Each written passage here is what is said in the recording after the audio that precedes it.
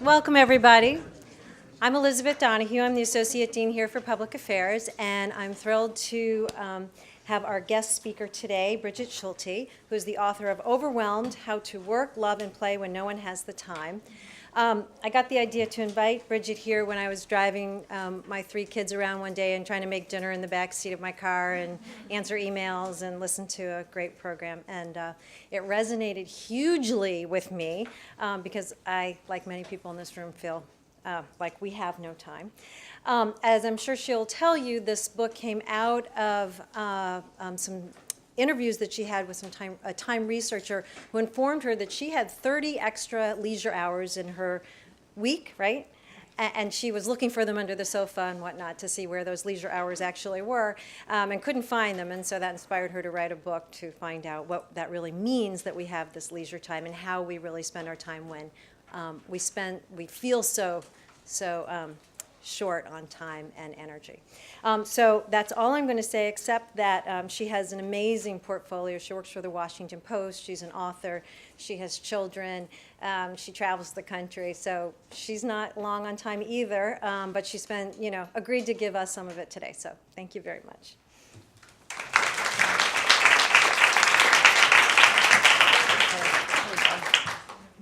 Well, thank you so much.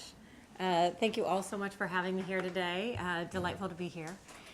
So I'm going to talk really briefly about my book and some of the things that I found. And what I'd like to do is really start with the end in mind. Because when you think about being overwhelmed, that's certainly not a state, I don't know, maybe you're different, but that's certainly not how I wanted to live. And that is completely how I felt. Just I felt like my hair was on fire. And really when I started this search, sort of where was I going with this? What's the end point? And the Harvard psychologist Erik Erikson said, the richest and fullest lives make time for the 3 great arenas of life: work, love, and play. And so I thought that's what my search will be, and that's where the subtitle came from.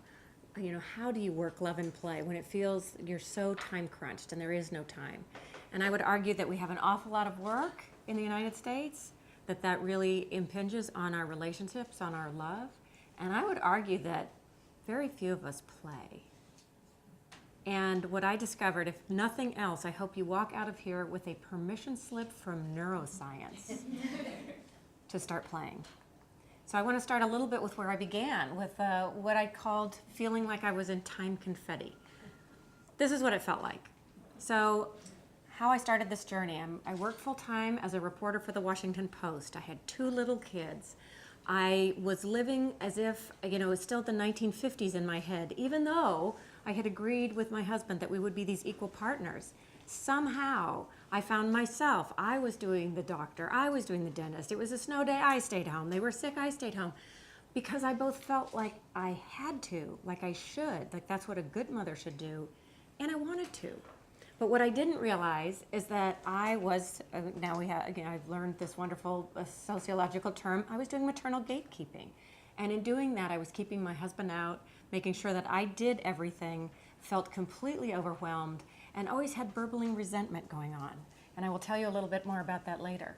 But in the middle of all of this, we were doing a project at the Washington Post. This is a couple years ago before we made the move to digital. And we were seeing a big gap between male and female readers that we hadn't seen before. And so the powers that be, who tend to be men, asked this Women Readers Committee to get together and figure out what was going on. So the Women Readers Committee were a bunch of women. And we sat around this table. And we looked at each other. And we rolled our eyes. It's like, well, duh. Women aren't reading the paper because they're really busy. Because mornings are murder. I don't know about in your house, but this was what it was like for me. My husband would sit there reading the newspaper with his little half glasses on, sort of like Maxwell Smart and the Cone of Silence. And this was me, like the Tasmanian devil, emptying out the dishwasher, loading the dishwasher, making the breakfast, making the lunch, trying to get the crumpled up homework out of the garbage can. Oh my God, come back here, it's picture day, and you've got a stain on your shirt, and everybody's gonna think I'm a bad mother. Come back here, put it in your shirt. So just kind of craziness. And then you'd rush into the office, and then some editor would say, oh, did you see that story on page 83? Oh, yes, oh my God, what was that story? So I have to say, I am one of those that much as I love reading the physical newspapers, and I still do, I absolutely love digital because it means I can read it any time of the day or night. It works much more with my schedule. But that's what my time felt like. So in the middle of all of this, we figured women are just too busy to read the paper. Mornings are crazy for women in particular. So being reporters and investigative journalists, we wanted to get data and evidence. And so I raised my hand and said, well, I don't know, I'll find out. So not knowing anything, I Googled, busy mother, women, time. I'm not that smart. And up pops this guy named John Robinson, who I later discovered was called Father Time. And he was one of the very first sociologists to bring time use research to the United States. So I call him up and I say, hey, we're doing this study about how women aren't reading the paper. We figured they're too busy. And he interrupts me and he said, wrong. Women aren't busy. Women have 30 hours of leisure a week. They have more leisure time now than they did in the 60s, even though more are in the marketplace. They don't have quite as much as men. Men have 40 hours of leisure a week. So I about fell off my chair. And, I thought, well, look back it's like, okay, well, there's the Sound of Music that we watch every Friday night, pizza movie night, I suppose that's leisure. Maybe there's that yoga class on Saturday that I always try to get into, but I'm always 10 minutes late because I always feel really guilty that it's Saturday and I really should be with my kids instead of at yoga. It's like maybe that's 7.5 hours of leisure, but I said, I don't have 30 hours of leisure. And he said, yes, you do. Come and do a time study with me and I will show you where your leisure is. And so honestly, that is how this whole exercise started. So I did. I started tracking my time, actually about after a year and a half, because part of me was, I was too busy to track my time. And it's really laborious if you've ever done it. It's actually a great exercise to do, but it's just a real pain in the rear. You have to write down what you're doing like every few minutes and who's there. And then I added my own category, doing anything else, because I found that if I counted worrying, I was always doing at least 2 or 3 things at one time. So I finally went back up to him, and he took out, one of the reasons I love the cover of my book so much is he took out a yellow highlighter and he started highlighting everything that he called leisure. And he found 27 hours of what he called leisure, and I called bits and scraps of garbage time. Because one of the things that he found, every time I got exercise, I'm like, oh, I hate exercise. Nope, exercise is leisure. Every time I was laying in bed, exhausted, listening to NPR, trying to get out of bed, like, screech, like, I was tired. It's like, nope, listening to the radio, that's leisure. And then I had taken my daughter to a ballet class, and my ancient station wagon broke down yet again by the side of the road, and we waited for a tow truck for 2 hours. Screech. Leisure time. I said, you're kidding me, that's leisure? And he's like, oh, that's right, you were with your daughter, so that's childcare time. So if I had been by myself in this car, that would have been my leisure time? And at the same time, I was reading all these treatises about leisure, and I was reading the ancient Greeks, and they were, Ovid, in leisure, we show what kind of humans we are. I'm like, what is that saying about me? And I was thinking, for me, what is leisure?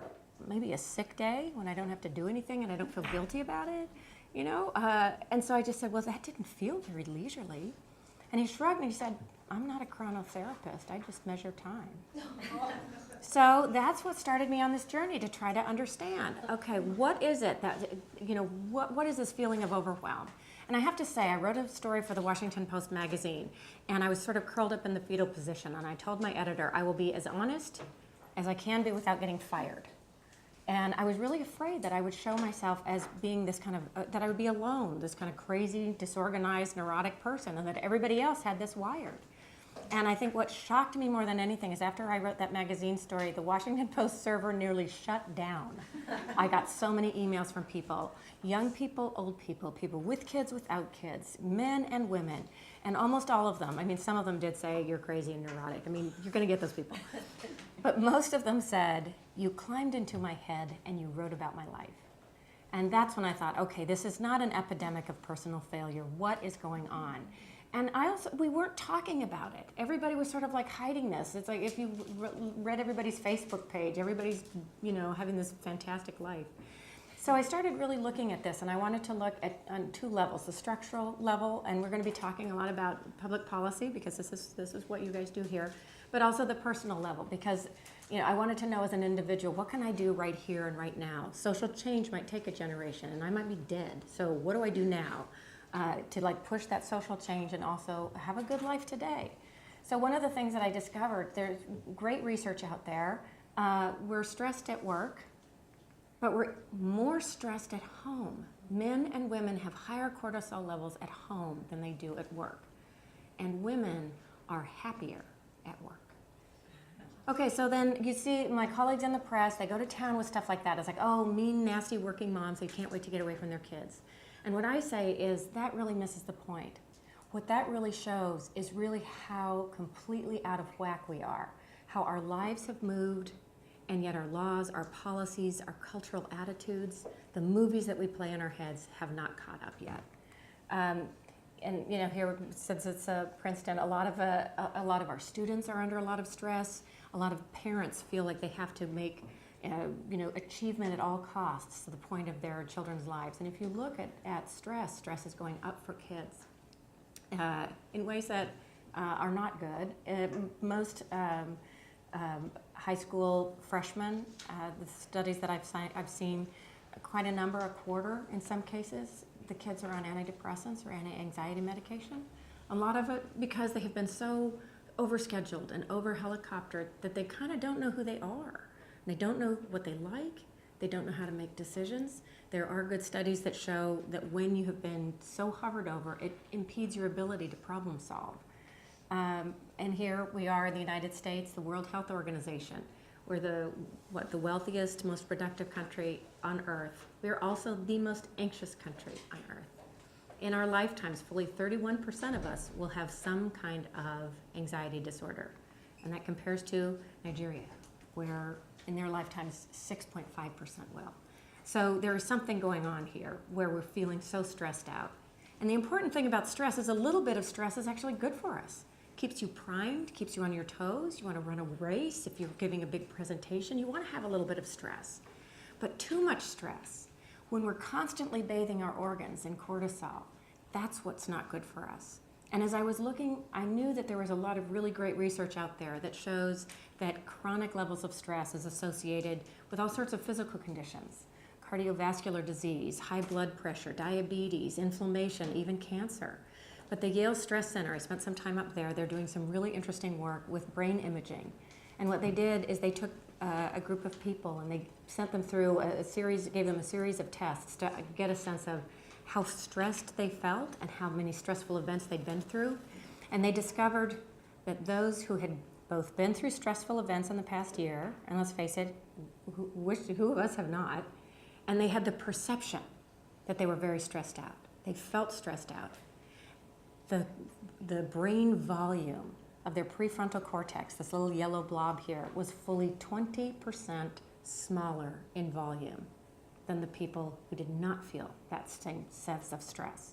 So, you know, it's hard to say which came first, but it's a very interesting and very instructive study to learn from, because our prefrontal cortex is the most recently evolved portion of our brains, where we think, learn, remember, and make decisions. It also controls the amygdala, the seat of negative emotion, panic, and anxiety.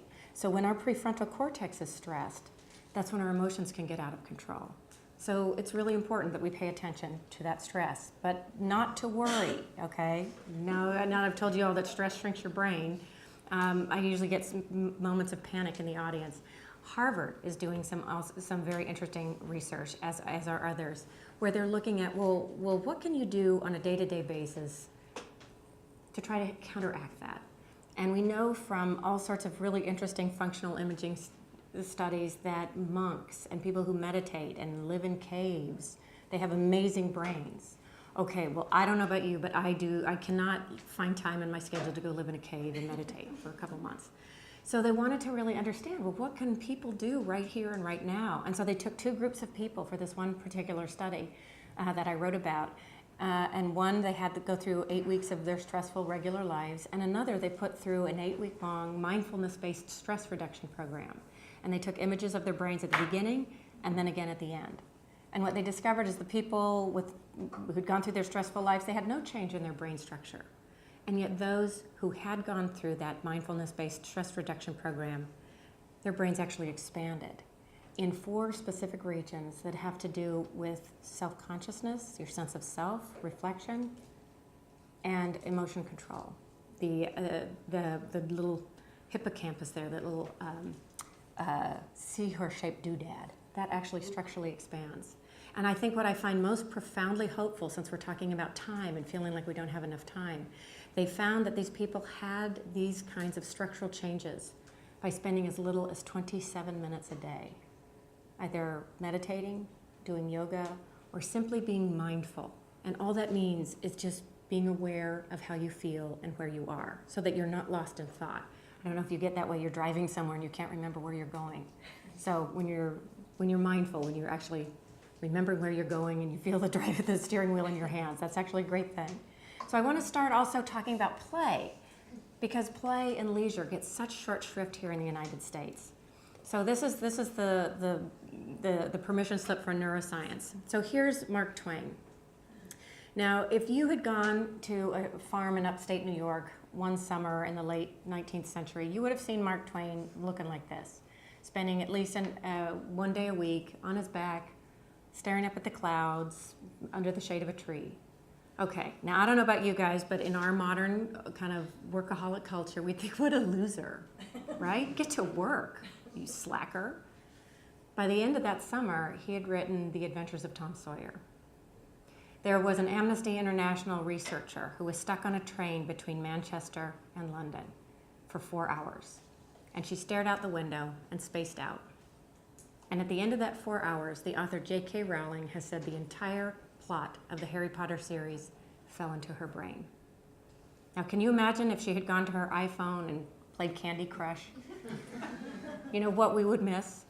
So what we're discovering is that when we are idle, when we have moments where we can space out and daydream, that's actually when our brain is most active. It lights up the default mode network, which acts like an airport hub and connects different parts of our brain that don't typically communicate. And so that time off, that time away, that time for leisure, that time to space out actually is when you get your best ideas. We're discovering that the brain is wired for those moments of inspiration, the aha moment to come when you are relaxed and when you are doing anything other than work. That's why you get your best ideas in the shower. So what you need to do effective work, you need that concentrated time on task.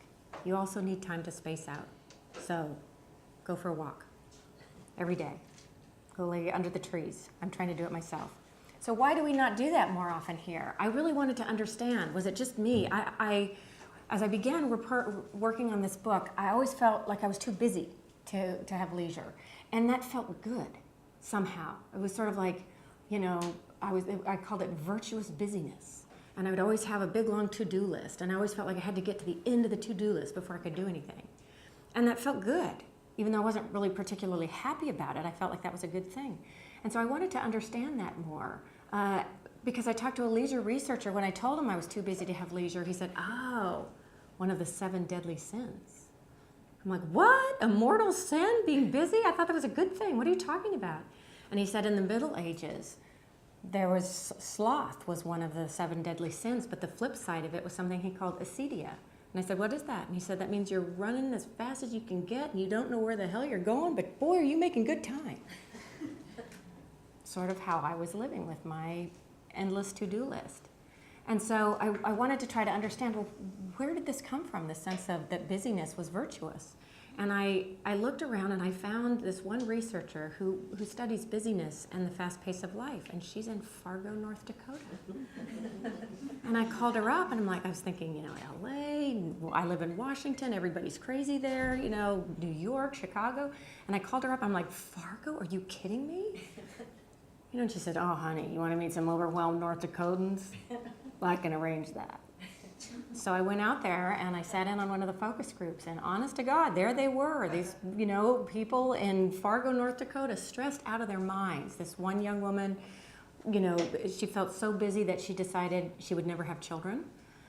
There was a woman who said that she was so busy that the last time she had leisure, she kind of thought, she's like, when I was waiting for my mammogram in the doctor's office. And then a woman comes flying in, and she said, I'm so sorry to be late. I had 3 other meetings I had to get to, and I was supposed to be here and there, and I had all this other stuff, and then I got stuck in traffic. Okay, now I live in Washington. Now, I have been stuck in traffic for hours trying to get home to make it, before the childcare pickup, every 15 minutes is, $20, another $20. So I look out the window, Fargo, North Dakota, right? And I see one traffic light, and I see 3 cars, and I see cornfields. And at that point, I looked at the researcher, Ann Burnett, and she kind of nodded at me and smirked. And it's her contention that busyness has become so important. It's how we show status. It's how we show that we're worthy, that we will often create it when it doesn't exist. And the way she studies this is she's collected Christmas letters for the last several decades. So let me tell you, holiday letters. So we spent the whole afternoon reading through her archive. And it started out in the 1960s, blessings of the season, and we're so grateful you're in our lives, and boy, then the pace picks up. And finally, the most recent ones, I had to lay down after I read some of these letters. And these people are from the Midwest. She's in Fargo, and these are friends and neighbors. So I started sending her my letters. I crossed out everybody's names. But it's amazing, and you read these in the letter. She studies language. It's all like we're too busy to breathe. We're going 100 miles an hour. Ever faster the planets spin. So there's really something going on that we feel that somehow this is the way it should be. And I guess that's why I go back to Mark Twain. I think it's the way it shouldn't be. The other thing we think being busy and doing all sorts of things at once is multitasking. We tend to think that we're good at it. It'll be better if we do it. There's this kind of cultural myth that women are better at it, and I'm here to tell you that's all wrong.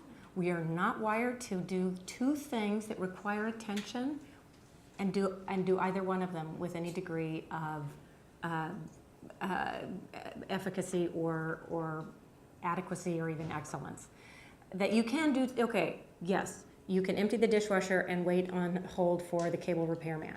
Because those do not require attention, but 2 things that require your attention, you really can't do 2 things at once. And there are really hilarious studies that find multitasking makes us as stupid as being stoned. So try not to do it. The other thing I really tried to learn, I was ruled by what I call the tyranny of my to-do list. I thought that that's what I had to do. And what's fascinating, I found leisure research that shows that women in particular feel that they don't deserve leisure after so many centuries where they haven't, that they feel like they have to earn it. And I certainly felt that way. And you had to get to the end of the to-do list before you could have leisure. So this is actually my favorite to-do list, and it's one I try to live by. This is Johnny Cash. So one of the first things that I say that I try to do is I try to take time to pause and figure out, well, what's really important, and then put it on the to-do list and put it up high. So this is his number 1 on his to-do list, things to do today. Number 1, not smoke. Number 2, kiss June. Number 3, not kiss anyone else. So those are, do the big things first. Put the joyful and the big things first. So I'm going to talk a little bit about work. This was interesting. I thought that to be the best worker, you just had to put in a ton of hours, right? Just work yourself to the bone, stay late. That was sort of the model that I had. And what's fascinating is that that's not necessarily true. That when you look at international comparisons that divide GDP per hours worked, United States works among the longest hours, just behind Japan and South Korea. But if you do GDP per hours worked to get a measure of hourly productivity, the most productive in recent years has been Norway. And they have short work hours by law, and followed by Ireland. And what I find most interesting is that one of the countries that is often as productive per hour as we are is France. And you know how we love to make fun of the French with their 30 days of paid vacation and their paid holidays and their subsidized childcare and their paid parental leave. They're about as productive per hour as we are, folks. So I think what's interesting when you look at who's at the bottom of hourly productivity, Japan and South Korea. And they are the only 2 countries that work longer hours than we do. So part of when I looked, we have this idea, and this came a couple years ago, that you have to work 10,000 hours to be really excellent at anything. And so many of us just dive right in. It's like we're going to put those 10,000 hours in without stop.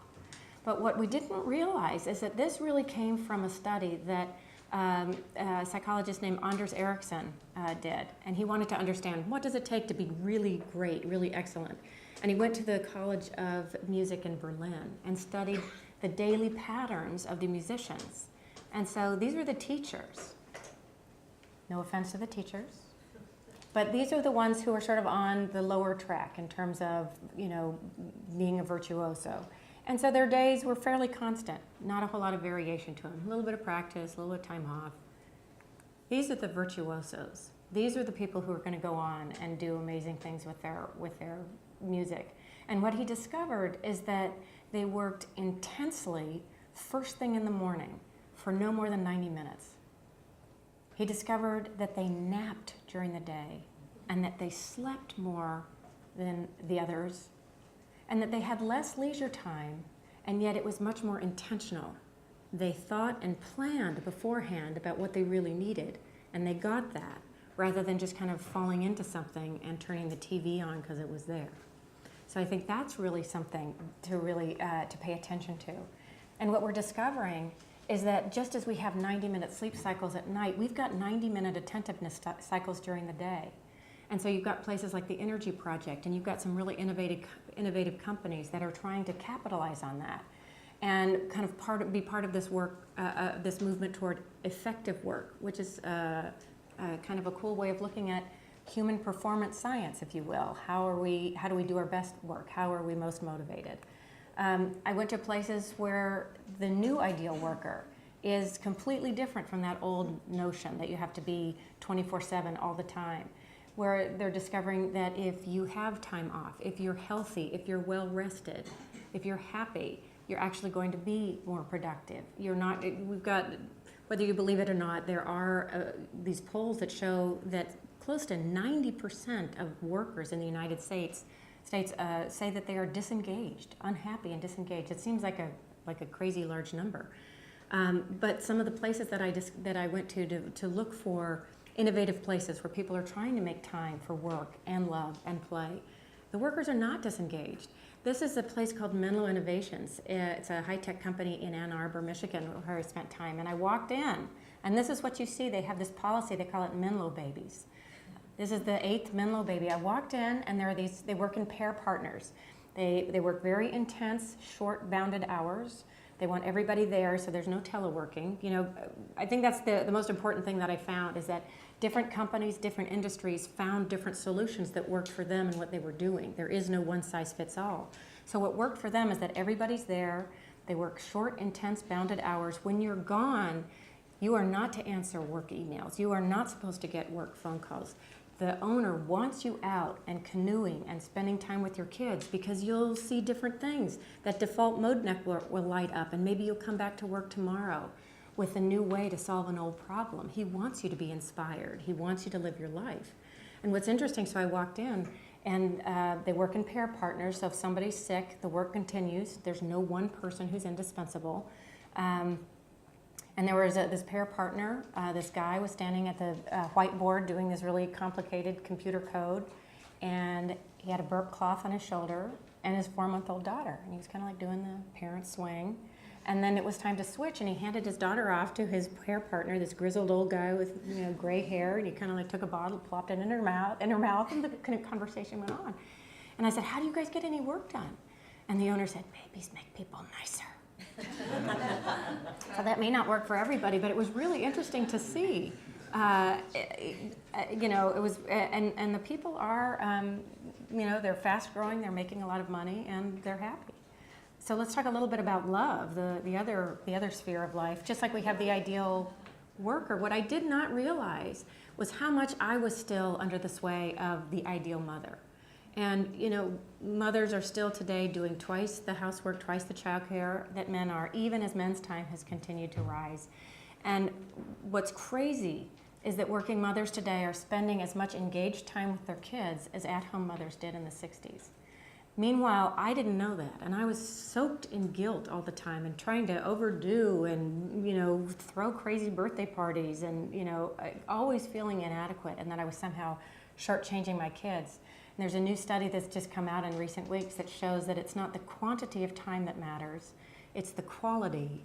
And when you are stressed, that's what's bad for kids. At the same time, so we've got these increasing standards. At the same time, you've got more breadwinner mothers. You've got The majority of children today are growing up in either dual income or single parent households. You've got maybe 1 in 5 in the traditional breadwinner homemaker families, and yet most of our laws and policies still are set up as if that's where all the kids are growing up. Part of why I argue in my book this kind of like the craziness, this kind of like, I call it the cult of intensive motherhood, this kind of crazy, you must do everything and be all for your kids came from, is because once mothers went to work, there was a sort of cultural fear that it would be somehow bad for kids. And if you look at the General Social Survey, which has been out since 1972, they still ask questions like, can a working mother form a warm relationship with her children? Even in 2014, they asked this question. And the results are still mixed in 2014. They still ask, can a mother with preschool-aged children, should she work? And the results are mixed. Very few men or women say she should work full-time. And they don't ask the same questions about fathers. So the expectation still is very much that mom at home is best. And the other thing, the AWOL parents, this came from the fear that working mothers would abandon their children. There were conservative writers who had said, oh, mothers are going to drop off their children at the daycare like you'd drop off a poodle at the kennel. So there's, you feel this horrible stigma. And the interesting thing is there was a time study that showed, well, that did indeed happen. That once mothers went to work, they stopped spending time with their kids. So the press, my colleagues in the press went crazy. Working mothers started feeling really guilty. You can see on the Time diaries, this is about the mid-'80s. This is when the Time started really going up. But the important thing is that Time study was wrong. It was also done by John Robinson, the same guy who told me I had 30 hours of leisure. And he'd made a miscalculation. But by the time he'd corrected it, it was too late, and nobody wanted to listen to him. So a lot of this intensive motherhood that's making so much of us crazy came from a myth based on an incorrect calculation. Because parent time with children for everyone has been on the rise. At the same time, we've got these impossible standards between work. You've got to work all these hours to be excellent. This feeling that we've got to parent like a crazy person to be a good parent. So I think the interesting thing is when you look at fertility rates, those with a college education have the 1.1%, the lowest fertility, what demographers call crisis level. So those with the most education and the most resources are choosing not to have children. And when you look at some of the work that Stu Friedman has done out of Wharton, it's really pretty frightening. If we're creating a society where people think that it's too impossible to propagate, we really have to ask, what are we doing? The other thing that I found very, very troubling, but also very enlightening, is that we still have a lot of unconscious bias. Our brains are wired to very quickly make decisions and sort people and things. Is this a friend or foe? Is it a tiger or a piece of fruit? Should I run? Should I eat this? And we're still doing that, even though we don't necessarily need to do this anymore. And these are the implicit association tests that have been given for years. Millions of people have taken them. And when you see the vast majority, both men and women, automatically associate male career, female family. Very few the other way, and very few have no automatic bias. So this is one of the things that I argue in the book. We need to uncover this unconscious bias, because that's the only way that you bring air to it. That's the only way that you can ever change it. Recognize how it works on you, because it is working on all of us.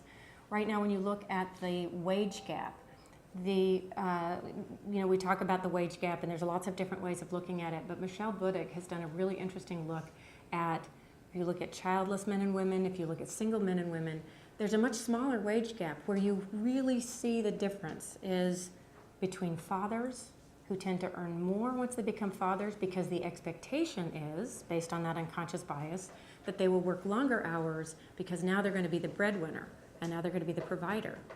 Between mothers and fathers. And mothers tend to earn far less because, again, we think, well, she should be at home, so she's not a very good mom if she's working. And if she is working, well, she's not going to be very committed because she's going to be always having to deal with her home responsibilities. So again, because even though men are more involved, they're doing much more childcare, much more of the involved hands-on stuff, some of these old movies are still playing in our heads in very powerful ways. It happens with tenure. Look at who gets tenure. Married, tend to be married men with children.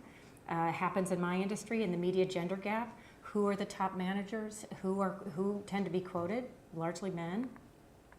You know, and I think that this is something that just really blew my mind, that women have been graduating in larger numbers from college than men since the mid-1980s. And yet we still have these large gaps in women in senior management. They really have not budged in the last couple decades. And the interesting thing is people tend to think, well, that's because of caregiving responsibilities. But Sylviane Hewlett, an economist in New York, has found that that's not true, that it's the unconscious bias that gets in the way. But the fascinating thing is there are things that you can do about it when you uncover that unconscious bias. This is a study done by American Women in Science. And they gave the different scientific associations some training in gender bias and how to come up with gender-neutral ways of looking at grants and awards. If you can see the Society for Neuroscience in the orange there, they really took it to heart. And it just shows you how powerful that can be when you make that unconscious bias conscious and you do something about it. Since this is we're going to talk about public policy, to me as a working mother, not knowing really, being so busy, not really knowing kind of the lay of the land. This is not something that we've had in our conversation when I was a new mom. You know, it was just sort of like you were just really on your own. I had no idea that the United States is really alone, along with Papua New Guinea and Swaziland, as really the only countries, the only advanced, well, those are not even advanced economies, but that have no paid maternity leave, even less paid paternity leave. I've talked to fathers who say that maybe they get one day, and I talk to others who are afraid to use it because we may have the policy on the books, but again, with those very strong unconscious bias, that's those strong movies playing in our heads, the feeling is if you take it, you're somehow less committed, you're kind of a loser. That was the story with my husband, which I can certainly talk about. We have no paid sick days. And if you look here, these are paid holidays and vacation, and the United States has no little bar because we're at the end where we have zero. We have no paid vacation days, no policy for it. Back in the 1930s, when we passed the Fair Labor Standards Act, we were really the leader in the world. We set the work week at 40 hours, where many other countries were working far longer than we were. We set a minimum wage. We argued for a 2 to 3 week paid vacation. And the business community said we'll take 2 out of 3. So we'll take the work hours and we'll take minimum wage, but we're not going to give you paid vacation. And it's never come up ever since. I think there's little attempts out in Washington state that haven't gotten very far. About a quarter of all U.S. workers get no paid vacation at all. They tend to be the low-wage workers. Those of us who do get it at the beneficence of our employers, we tend to get 10 to 14 days. We don't take it all. We leave among the most vacation days on the table, and if we do take it, we take work along with us. Anybody want to fess up? I certainly have been guilty of that. So we never really get away. We never really give ourselves the boundaries to have those moments of ease, of reflection, of inspiration, and what the Greeks would call that place where you can refresh your soul and become most fully human. At the same time, pregnancy discrimination claims have been on the rise, even though we have a law against it. Family responsibilities discrimination lawsuits have actually been on the rise, rising 400% between the 70s and early 2000s. So I wanted to understand why. Why did we go in the 1930s from being a real leader when it came to public policy and worker protections? And how is it that we are really at the bottom of the barrel? I spent some time in Denmark reporting the story, and they can't even understand it. They're like, whoa, we get a year off for paid parental leave, and I don't know how you guys do it. And, a couple weeks. Some people don't have any leave at all. We do have one family-friendly policy. That's the Family Medical Leave Act. You can get 12 weeks of unpaid medical leave, and it's actually great because it's gender neutral. So men, women, whether you've got kids or not, that's a great part about it. But it's unpaid, and it does not apply to 40% of the workforce, because you have to work full-time, you have to have been there for a year and work for an employer with more than 50 people. So that cuts out 40% of the workforce. So the one law that we have is pretty weak. And it took 10 years to pass, and it was vetoed 2 or 3 times before it finally did pass. So I wanted to understand, well, why? What happened?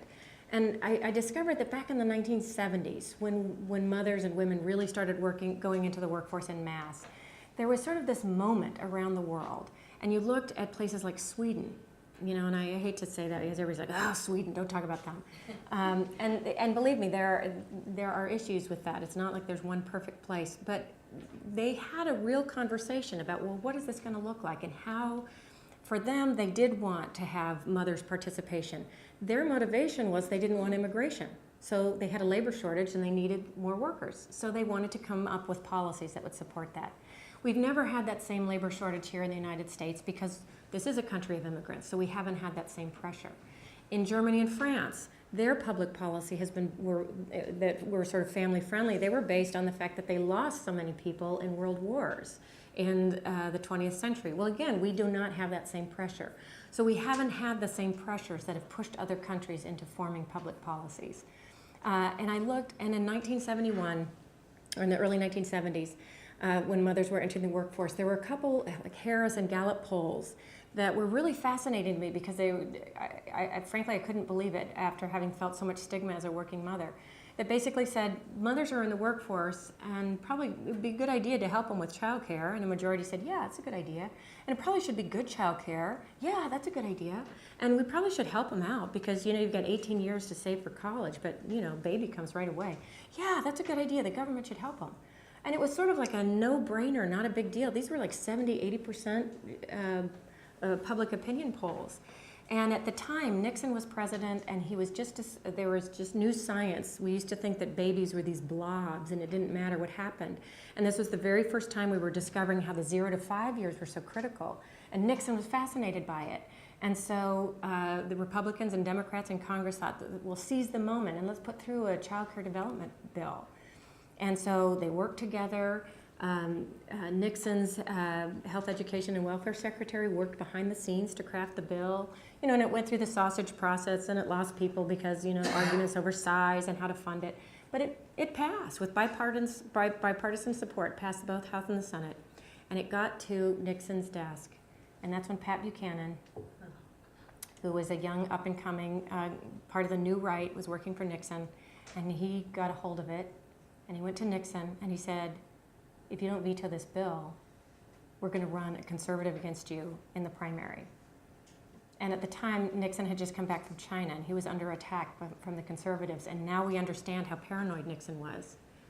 And Nixon vetoed that bill. And I went to talk to Pat Buchanan and I reported about it for my book because he was part of he made my life so miserable. And I wanted to understand why. And I wanted to understand if he was happy about it. And he said, I wanted not only to kill the bill, but I wanted to kill the very idea of child care in the United States. And I said, well, why? And he, right before this, had been to the Soviet Union. And you've got to remember, in the early 70s, this is the height of the Cold War, and everybody's freaked out, and the Soviet menace, the Red Menace. He'd been to the Soviet Union, and he saw little kids marching around in their young pioneer outfits and spouting off Leninist doctrine. And he was terrified that that's what childcare meant. That if we had childcare in the United States, that would, we'd rip children from the warmth of their families and we'd send them to these factories and we'd turn them into these little robotic automatons. And he said it would Sovietize the American family. He said, I grew up and I was home and mom was there with cake and pie at 3 o'clock. And that's how everybody should be raised. It's like, well, not everybody has a mom who's home at 3 o'clock for cake and pie. But at the same time, Pat Schroeder, I spent time talking with her. And what struck me in talking with her is how so much of their vision overlapped. She did also want mom or dad to be able to be home sometimes for cake and pie at 3 o'clock, but by having flexible workplace supports, by having a completely different approach to how we work and live. So it's not that she wanted to pull kids out of the home and we're going to destroy the family, but how could we support it as the family changed? And I think what struck me most is that we've been stuck in the 1970s and we've never figured out how to talk about this ever since. And I would argue it's time. And how do you do it? Start small. we're actually starting, you see that happening in states. We've got 3 states with paid parental leave programs, California, New Jersey, and Rhode Island. If you look, some of them passed within 1 session. Some of them passed. We've got really interesting things happening at the state level with Pregnant Workers Fairness Acts, just to make clear that pregnant workers can get accommodations like a glass of water or a stool to enable them to keep working, because those are critical laws, largely for low income and lots of single moms who, if they don't get their bottle of water and then they get dehydrated and they get sick, they have a miscarriage or they lose their jobs and then they can't pay their rent and then they go in public assistance. So start small. That's actually where it's happening. I don't know. I don't have any great faith for things happening at the congressional level, having been in Washington and watched the national debate for a while. But when there is kind of communal support, when there is time to kind of come together as a community, really interesting things happen. This is, again, Sweden. They embrace this as a national project, because what they discovered is that in the early 70s, they made it easy for mothers to take time off and away from work, and not fathers. And in a sense, they perpetuated those traditional gender roles, because you didn't get employers then who wanted to invest in women. And so what you have in Sweden is occupational segregation, where most of the men are in the private sector and most of the women and mothers are in the public sector, working shorter hours and earning less money. We actually have more women in the private sector in the United States, frankly, because we're all so flippin' overwhelmed and overworked and crazy and achievement-oriented. So we're driving ourselves crazy here. But what they've decided in Sweden is to try to re-engineer that. So how can you help women lean in? You got to help men lean out. So they created Project Dad, where they would make it cool for dads to take parental leave. And then a lot of countries tried to figure out, well, how can we get more dads to take parental leave? And they tried more money, and that didn't work. They tried more time, and that didn't work. And then they came upon this idea of use it or lose it, taking a page from behavioral economics, so that if mother would get a certain portion of time, the father would get a certain portion of time, and then the family would have a certain portion of time to share. And if the dad didn't take it, the whole family lost that time. Well, nobody wants to lose anything that's free, and take-up rates went through the roof. And the cool thing about that, this is a study from Iceland, that Iceland did the same thing. Iceland has the most progressive policy right now. 3 months for mom, 3 months for dad, 3 months for the family to share. And they're trying to move to a 5-5-2, 5 months for mom, 5 months for dad, 2 months for the family to share. They've passed that. They just went bankrupt, so now they just got to find money for it. But that's an entire year of paid leave, for families to share. And what they discovered before they went to the use it or lose it system, here you can see right at the beginning, the red line is moms. They're doing most of the child care, and 3 years later, they're still doing most of the child care.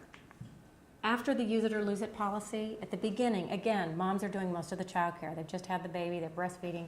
But 3 years later, 70% of the couples who live together or are married, are cohabiting, 70% are sharing childcare. That's an enormous change in just a very few short years. And there was a study I wrote about just last week in the Washington Post in Quebec that found very similar things. So a very small policy change at that early critical moment where you're developing your sense of identity as a family, that has huge implications going further out. And I have to tell you, this is the last thing I'll say, and then I'll open it up for questions. I often tell the Thanksgiving story about how things got so bad in my family. This is a couple years ago, and I'll just set the stage for you. It's 2 o'clock in the afternoon. I'm still in sweaty running clothes because we'd run the turkey trot that morning. I've invited 18 people over for Thanksgiving dinner, because not only do I have the ideal worker living in my head, making myself crazy, I have the ideal mother living in myself, making myself crazy.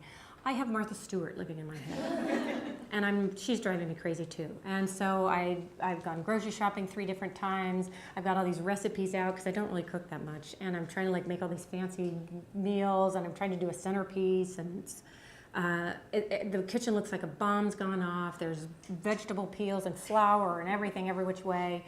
And my husband comes over, and I think, oh good, he's going to put the turkey in the oven because people are going to be here in a few hours and the dang thing needs to cook. And he opens up the fridge, and he takes out a 6-pack of beer, and he says, I'm going to go over to Peter's house and help him with his turkey. Oh my God. And I said, Peter's smoking his turkey. So you're going to go sit in the sun on the patio, watching Peter's turkey, drinking beer. And he kind of shrugged and walked out the door. So I have to say, the greatest thing about having written this book is that I got to tell that story on National Public Radio because my husband is a reporter for National Public Radio. And he covers the military. And after I told the story, somebody called him up, she's a Marine colonel, and said, you know, Tom, if you were my husband, you wouldn't have made it out the door. But then again, I'm a trained killer. So I'm not a trained killer, but in that moment, when he walked out the door with that six-pack, I did have a knife in my hand. I was livid. I couldn't believe it. I said, what a jerk. I can't believe he's doing this. But at the same time, I was profoundly sad. Because how was it? How had we gone? I was almost militant. I did not want my parents' marriage. I loved them. You know, they were very much products of their time. I wanted to do it differently. And here I was. All I'd done was added work and higher standards for being a mother, and I was driving myself crazy. How had we gotten so off track? And so I did the only thing that I know how to do as a reporter. We started going on walks, and I took a notebook with me. And usually when we try to talk about things, I was always so angry that it would always get like, and he'd feel defensive, and we never got anywhere. And so we started having these long walks, and I started asking him, why did you never take parental leave? Because we recognized that we were pretty good about dividing things up when it was just the two of us. But the minute that child came home, it's like the old movie started playing. It's like Donna Reed got in my head. I had to do, I didn't wear an apron, but I felt like I should wear an apron. It's like all of the kind of the assumptions started playing, and same for him. And I said, why did you never take parental leave? And his company at the time, he worked at a newspaper, they had it on the books, and he said, you don't understand. No man took it. There was one guy, but he was a superstar. He said, it was such a toxic environment, I was afraid. And I was too ashamed to tell you that I was too afraid to take it. Because men who took parental leave were seen as losers and not as committed. It was the kind of workplace where people would leave their coats and sweaters on the back of their chairs, their lights on and their computers on, and like sneak out at 8 o'clock at night. There are a lot of workplaces like that value long hours.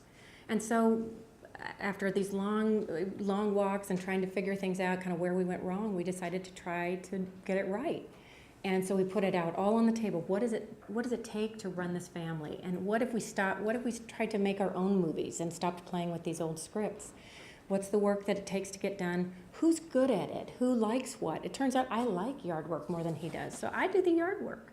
He likes going out and having adventures, so he does the grocery shopping. I'm more of a homebody. I'll do the laundry. And the thing that we agreed on is that once we divided the chores, I wasn't going to rescue him. I wasn't going to come up and backfill. So we had decided in the morning, I'll empty the dishwasher, he loads it. And the mornings that he didn't do it, I didn't rescue him. I took out my iPhone, I took a picture, and I texted it to him, and I said, really? And we tried to keep each other accountable. So as dumb as that sounds, coming up with a system, making that unconscious bias conscious for both of us, because we both had gotten into that situation, that's helped free my time, and it's helped free parts of my head. It doesn't feel quite as contaminated because I have a true partner. So I'm happy to talk about anything you'd like to talk about. I'm so delighted to have been here today. Thank you.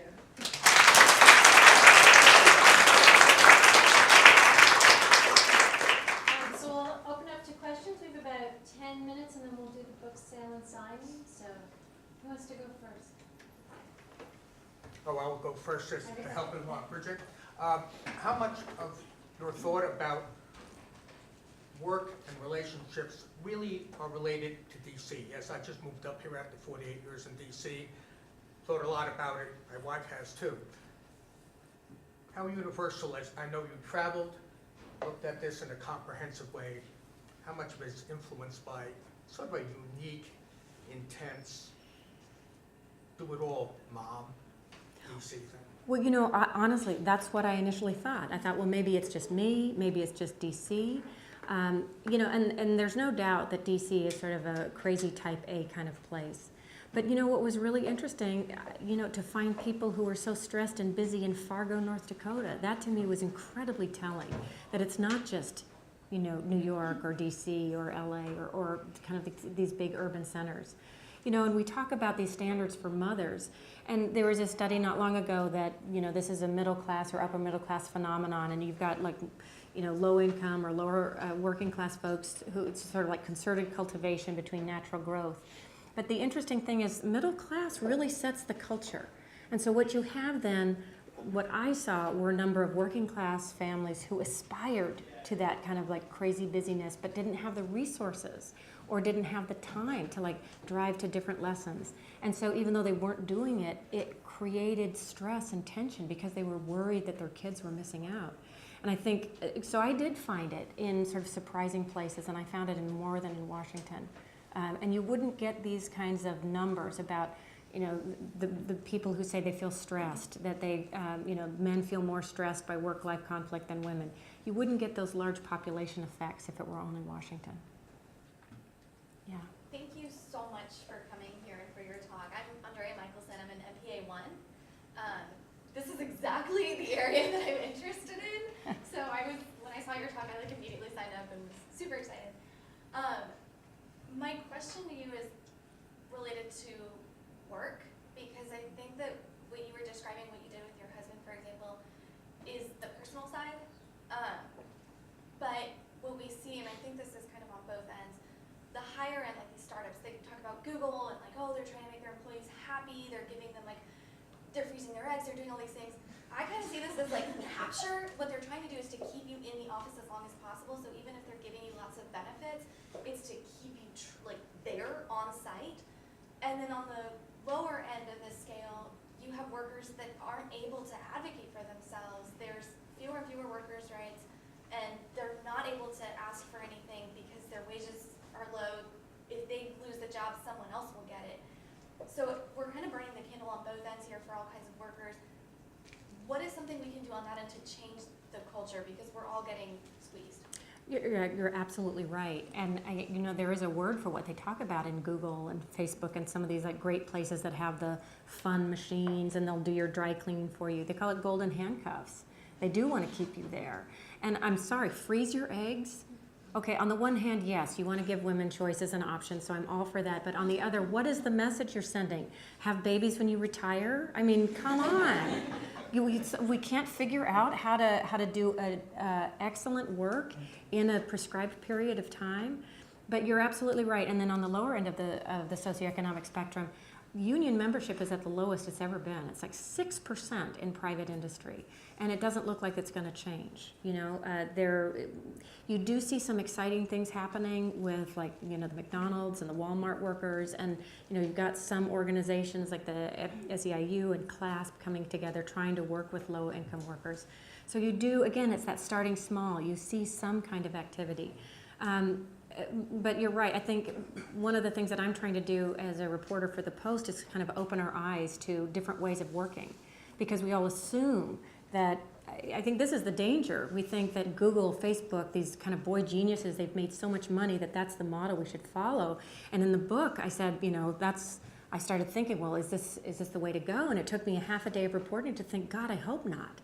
Because when you look at their work hours, they are intense, but that's not effective work. It's not good work. That a lot of people who've analyzed that work, they tend to be by managers who don't have good people skills, and they tend to be kind of hero hours. It's just sort of bad project management with this macho culture that I think they've had T-shirts, 90 hours and loving it. That if you work somehow fewer than 90 or 120 hours, you're some kind of wimp. So there is this kind of cultural, kind of braggadocio of I slept at my desk last night, I'm so great. Now I will say I spent some time at a tech firm in Portland, Oregon, called Treehouse, and they work a 4-day work week, and people are like, oh, 4 10-hour days. I'm like, no, 32 hours a week. And I went to the guy and I asked him, how do you do this? And he's been very intentional about it. very focused on what their mission is, very focused on how to do it and what are some reasonable guidelines, how to re-engineer the way they communicate with each other. They've completely obliterated email because it's such a waste of time. And it always pings at you, and it's just coming at you all the time. So what he said is, like, instead of having it flood at you, they've set up these kind of forums that you prospectively go to, and then you have sort of like a chain that everybody's in there that needs to communicate, and you do not interrupt each other. But then when it's time to break, they all have lunch together, and then when it's time to leave, they leave. So it's again using those principles of effective work, and they're actually doing really well and making a lot of money. So I wrote that story. Another piece on, you know, the CEO, he works a 4-day work week, and here's how. And those stories went viral. So I think that there's a real hunger out there to learn how to do it differently, and I think there are models. And that's why I keep talking about this movement for effective work. But it's really about busting myths, because we have that very strong myth that the guy who's there at 11 o'clock at night, you know, drinking his 25th cup of coffee, looking like heck, you know, that he's the best worker. And that's not necessarily true. And on the other side of the work, what about the ideal mother side with the pressure on families and kids that they have to be, you know, I mean, here we are at Princeton, like, you know, you have to be the Elvie and the penis, you know, what have you learned in your, you know, international and domestic research and ways to potentially change that? Yeah, that we're crazy. That we are absolutely crazy in the United States, and that we are so achievement oriented that we lose sight of the kid themselves. You know, and parents are so afraid that we don't know the secrets of success for the future. And you keep hearing that you need this college degree, and that if you have a high school degree, you're going to earn $1 million less, and your life's going to suck. You know, and there's all this like fear and uncertainty and pressure, and so particularly for middle class parents, they pour that all into lessons and trying to give everybody every option so that they'll be successful, without realizing that overscheduling them, they don't really figure out who they are and what they like. They don't know how to fail, so they don't know how to pick themselves up and develop those elements of grit and resilience. And there are really interesting movements. I wrote a story about this about a year ago, of some of these very high pressure communities trying to pull out of that kind of achievement at all costs culture. And they're trying to foster this movement of what they call authentic success. And some of that is really looking at the research that looks at, you know, where you go and what it matters less where you go and more what you make of your college experience. And I think that, you know, kind of the small, big fish, small pond kind of studies that are out there, I think the more that we talk about that, the pressure can kind of ratchet down. We can all take a deep breath, but it really comes from, do you really have to get into, you know, one of these very elite schools to do well and be happy and be a good person? You know, these elite schools are here, and there are a certain percentage of people that will thrive here, and there are there's 3,000 colleges out there, and there is a seat for everybody, you know, and so I think some of that is partly the American culture that we have to be number one. And so some of that takes some reordering about, like, well, what's important? If we say we want our kids to be happy, you know, if you parent for happiness and authenticity, the achievement tends to come because you're going to achieve at what you're really good at. I really appreciated your talk, and I had a question about, like, the stage before you hit that, like, ideal mother point in your life. So much of the rhetoric, like, your themes resonate greatly, and I turned 30 this year. I'm single. I worked at the White House before I came to Princeton, and so my career has been sort of the primary focus for the last, like, 10 years, and I feel generally pretty successful. Always felt busy, praised by all of it, but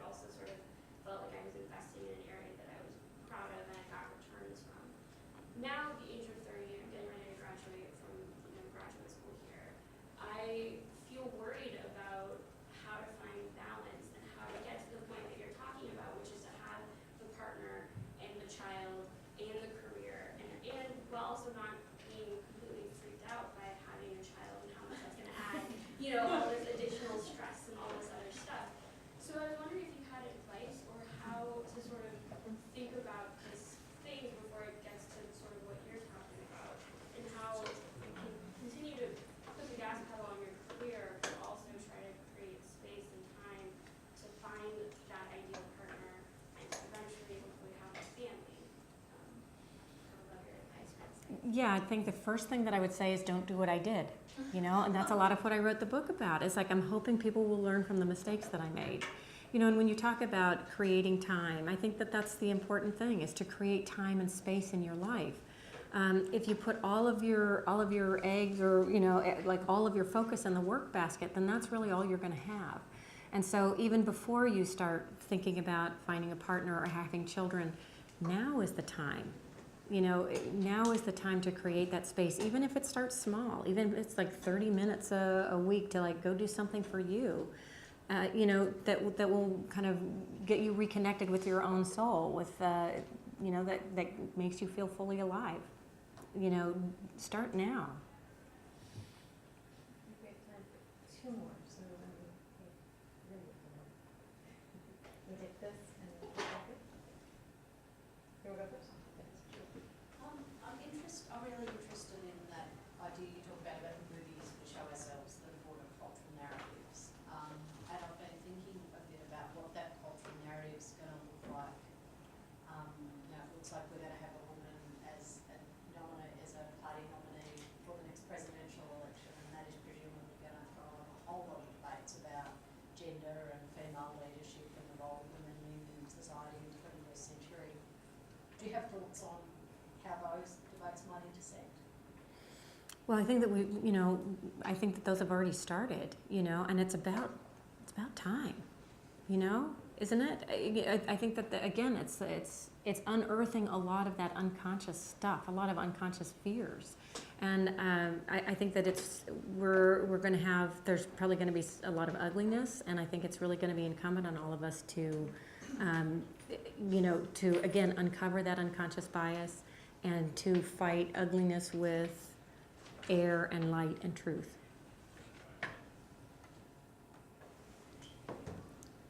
Okay, well, I will ask a question. Thank you for the very enlightening and thought-provoking talk. What do you do? I believe you started in the beginning. It's mentioned that the woman in South Dakota, or wherever it was, that somebody came in and she was all rushed and worried and she was so busy. And you said that that's kind of fashionable. It's what we expected to do. You're successful. It's a benchmark of success if you're busy. So if this was if this is so, and I kind of agree with you, I guess it feels that way, because if when you meet someone and you say, they ask you how are you and how is everything going, if you don't say you're busy, then what do? You're kind of a loser. So how do we balance that? How do we change society's perspective on it? And do we need that to change in order for us to admit we have to regain more balance in our lives? Well, I suppose it all comes down to what's really important to you. If you like being busy and that gives you juice and it makes you feel fully alive, well then be crazy busy. But if it's not giving you juice, if it's draining you, like it was me, I felt like I was living on the sidelines and my life was screaming past. I felt like I was missing my life even as I was living it. So it wasn't working for me. And yet I felt compelled, that was somehow I was being good and virtuous. And so I think it really starts with that awareness, like any change. It starts with awareness, and then our words, our language is really powerful. And that's one of the things that I try to be very mindful of when someone asks, how are you? I say, I'm great. And that's enough. I don't sort of brag about being busy anymore. Sometimes I am busy. Sometimes I'm not. And sometimes I just try to watch how I talk about it, because it's in our language that we perpetuate our cultural narratives. So Andrea asked about the sort of the low end of the economic spectrum, and you mentioned some positive examples in the corporate sector, which are obviously more likely to affect those on the high end of the spectrum. Are there any positive examples in the U.S. for childcare? Let me say that you already answered in a way, but I have a friend who does research on this at Cornell, and her work was focused on how childcare is actually good for the economy. It's good for local economies. And when the State of the Union and childcare became a priority, I wrote to her and she said, "Yeah, I'll believe it when I see it." And So just curious if you've seen it anywhere. You know what I have seen that I find really interesting and very positive is all of the focus on early childhood education. And if you notice, it keeps backing up lower and lower and lower. And so it's almost like it's more PC to talk about early childhood education than it is to talk about childcare. I think childcare, I purposely don't use the word daycare because I feel like it's such a lightning rod. There's so much stigma around it. You remember there were those crazy stories about like devil worship and, you know, molestation, all this stuff that was not true. So daycare is such a charged term. I try to use childcare, and early childhood education seems to have this nice kind of sanitary talk. And yet, what I find really interesting is that you've got major corporations. You've got, I went to a panel that was hosted by both the U.S. Chamber of Commerce, which does not tend to support many family policies, and the Center for American Progress. So you have two people from opposite ends of the spectrum co-hosting an event on the outcomes of early childhood education in all sorts of different states. And Ohio, which tends to be a fairly conservative state, is really a leader and has amazing results. And so I do find that very positive. It's, you know, it hasn't really backed into the early years, you know, but again, I think that then gets wrapped up in the parental leave argument. You know, do you want to have childcare at like 2 weeks? You know, isn't that really the time we want families to be forming families? So I don't hear a lot of discussion about those early years. I think it's still very charged because it's, again, we've got the ideal mother stuff going on in our heads. But the early childhood, that is hopeful. Okay, we're going to do a book sale and signing, so thank you everyone for